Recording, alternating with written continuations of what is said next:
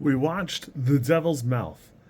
A group of college friends, Thailand adventure turns deadly when they become trapped in a submerged cave with a dangerous predator. As oxygen runs low, past conflicts emerge in the desperate fight for survival.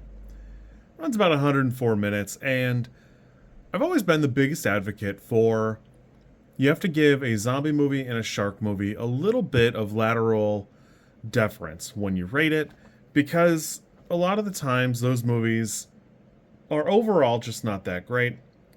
And I think this is the movie that finally broke me of that. If your movie's bad, your movie's bad. It is what it is. The content and context don't matter that much.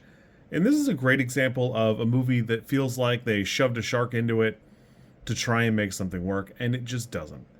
At the end of the day, it just doesn't work. It comes together decently enough, but there's so many things that are going wrong with it, starting from the writing. And I don't dislike this group of friends, though I will say it is a weirdly lopsided ragtag group of five people, because it's two couples and then Kathryn Newton. And that just doesn't really seem to play particularly well. Very, very early on, Kathryn Newton is left behind in a boat, and abruptly a bunch of jellyfish attack her. And that in and of itself would be enough for anybody else to end the trip. That would be the end of it right there. That would be enough.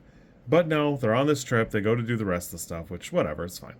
At 104 minutes, we've already chewed up a ton of time on this weird, maybe Kathryn Newton's friend was being mean to her, or maybe she just is like a careless person. And honestly, having watched the movie, it's not super clear which one it is. It's not super clear. There are a couple of like little hallmarks of, oh, there's something wrong going in, and we'll touch on those later, but it's important to note that neither of them should matter and none of them should be part of it. Going forward, we move into them swimming around these caves, and that would be okay, but I think it's worth noting that only Kathryn Newton's character opts to take a life vest. It's important to note because that means these characters are treading water for 95% of the rest of the movie, and it doesn't really seem to be a huge factor, which is super funny because I would like some of you to tread water for 4 or 5 hours and tell me how your day is going. Because it's a lot. It's a lot. It's just a lot of work. It's a lot of effort. And I don't buy that these bozo kids are able to do it for long without comment because they yap and cry about every other single thing going on in their lives. I don't know. I wanted to like this. I really do like Kathryn Newton, and I think the cast is decently cobbled together, but the writing doesn't fit together. Most of the framing doesn't really work.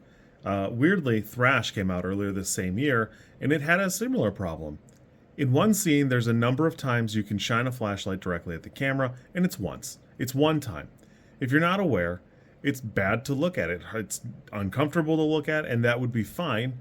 And it would be fine if you meant for that to be how the movie plays, but it's not. It's just poor directing and poor framing, because it's all the time. It's just constantly flashing the camera directly, or flashing the flashlight directly at the camera, for kind of no reason. Because it's so supposed to substitute all of the lighting, where you could have resolved that too and chose not to. Some of the effects are palatable enough and look okay.